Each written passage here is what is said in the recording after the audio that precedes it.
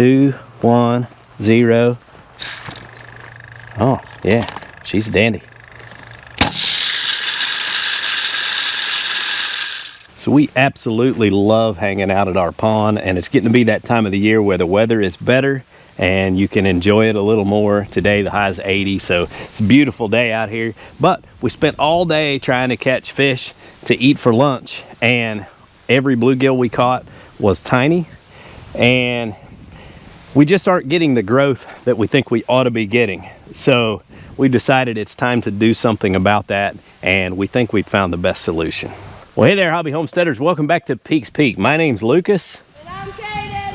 And we're sharing our hobbies here on 38 acres in eastern Kentucky. And today, we're gonna start feeding. All right, we got the thing assembled, and it was pretty easy, wasn't it?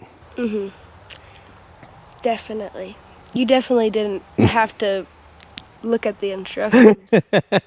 Okay, so they tricked me because they put some of the little mounting tabs that are required to mount it to the bucket inside of the battery tray. So I was trying to assemble it before I opened it and put the battery in, and I was like, man, I'm missing parts. I was starting to get aggravated. And then I thought, well, maybe I better check everything first and make sure the parts aren't here. And I opened up the battery tray, and there they were. So he got a kick out of that.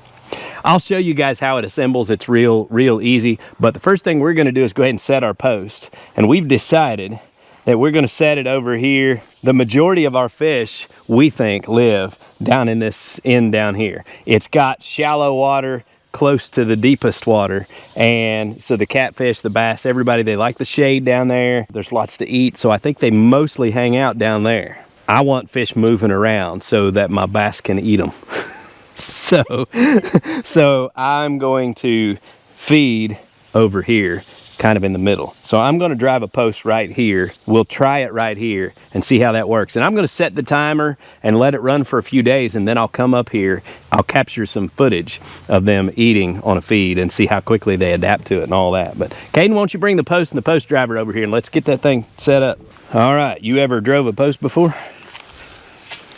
No, but I know how to. All right, you want me to get it started and then you do it? Or you got this? Hold on, we gotta get it up straight. Right there. Okay, start pounding.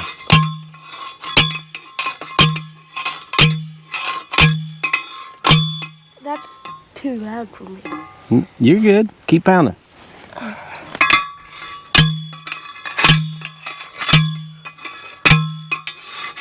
Drive it home, drive it home. Come on.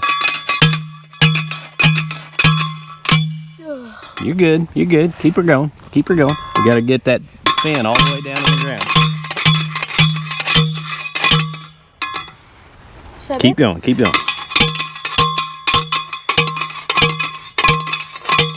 All right, let me see how that looks. It is loud, isn't it? I think that'll work. See, I brought all the things that every farmer has on hand, and that is some insulators and a T-post. And we should be able to put our bucket between these. I haven't tested this out yet. I just had this plan and decided I would try it and see if it works.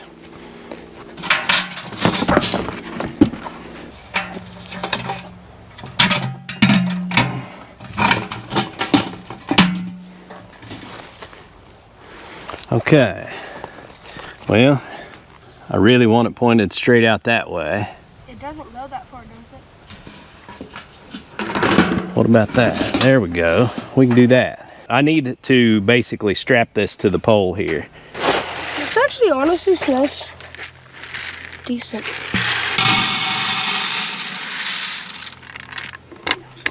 It smells like dog food. No, it doesn't smell bad. Oh, it's dented. Yeah, mine, it got a little beat up. And, you think hold on to the bucket. So hold on somewhere where I don't clamp your fingers in it.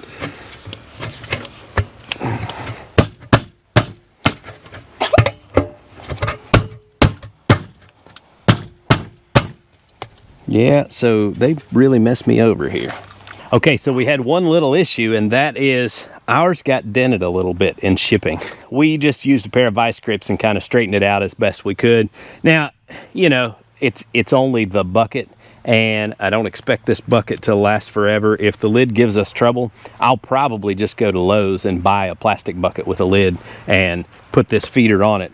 The main reason I chose this one was because of this directional feeder, and that's the part that's really important. So I wanted to show you a couple of things really quick. So first of all, the assembly is a piece of cake. It's just 3 little bolts, but the legs that snap on here to bolt it on are inside of this battery tray here. The other thing that I wanted to show you is the battery that I chose for this, and I'm going to unhook it and see if it kills our programming. Hopefully it stores it, but on Amazon, I picked up this rechargeable Wildgame Innovations 6-volt battery. So when the battery runs down, I can take it down, put it on the charger, and charge it back up. And it was only 10 bucks. This just has little alligator clips on it. So all you have to do is plug in your positive and negative, and you are in business. So we got our battery all set up there. It fits the battery tray perfectly. And then I want to show you the programming on this. This is really easy to program. We followed the instructions, and I mean, you hit the program. I don't want to mess up my programming, but you hit the program, you can set your current time, set your current day, and then you set the amount of feed that's remaining in it. And I'll be honest, I have no idea how much feed is in there, so I put 20 pounds on there. We set our first timer, and we want it to go off for 6 seconds with the fan on high at 6:30 p.m.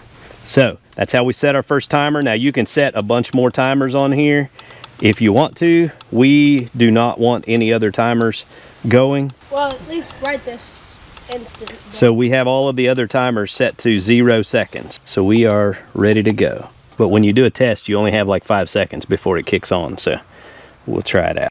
All right, now this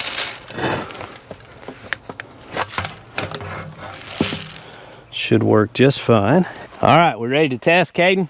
Run her at 6 seconds on high. 2, 1, 0. Oh, yeah, she's a dandy. I think it probably needs to go longer than 6 seconds. We'll run her for 15 seconds. 15? It's probably good. 4, 3, 2, 1.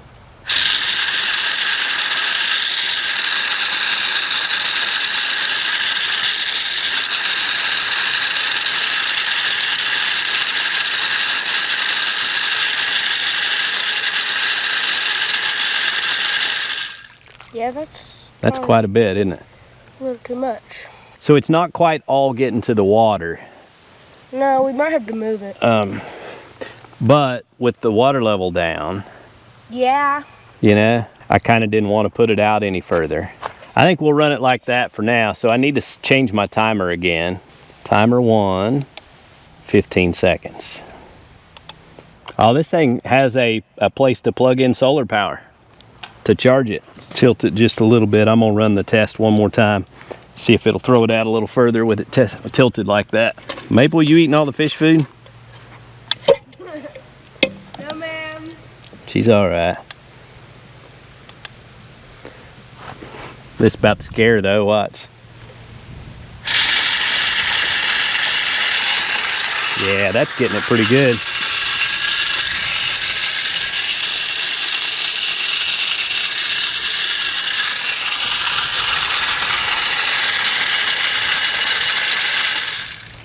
There's a handful of pieces hitting the bank, but so for now, we're gonna run it like that. And see, here's the other thing about feeding up this way like that is the wind is always blowing the food toward that cove down there. And that just means that it will be longer before it actually reaches the bank on the far side with the wind blowing it in. So it's gonna drift across all this, and you can see there's some bluegill coming up and eating that. Look down there. See the babies? Lots of bluegill spawn. All right, guys, well, we'll check back in a few days here and let you know how the fish are responding to it.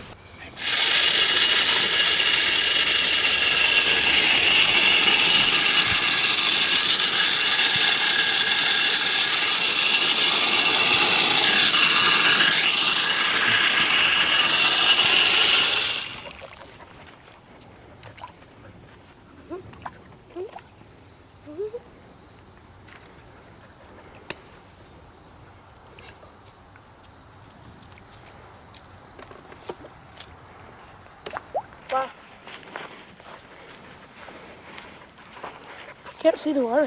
Can you?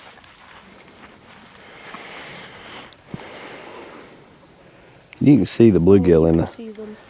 water. There's a bunch. Maple gonna clean up the bank.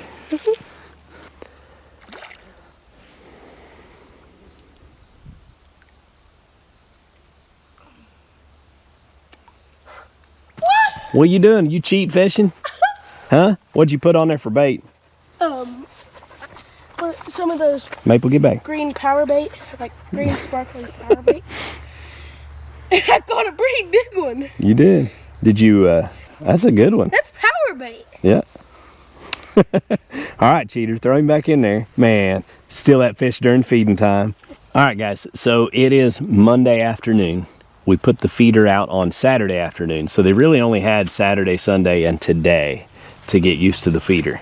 And you can see the action that we're having already. So this is definitely gonna work out really well for us. It kind of makes it to where you can take a visual count of what you've got in the pond. We could see different sizes of catfish coming up, which tell us that the catfish have to be spawning. Lots of bluegill. I think this is going to be a really good change for the pond. It's going to help these fish to grow better, and we're probably going to have to start harvesting some of the catfish so that our bass have a chance to grow, because right now it looks like they're competing with a lot of catfish. So I guess that's going to do it for today's video. I hope you guys enjoyed seeing us put the feeder out on the pond, and we'll keep you updated on how this is all working out. Until next time, get outside and enjoy God's creation. It's beautiful out here. Y'all have a good day.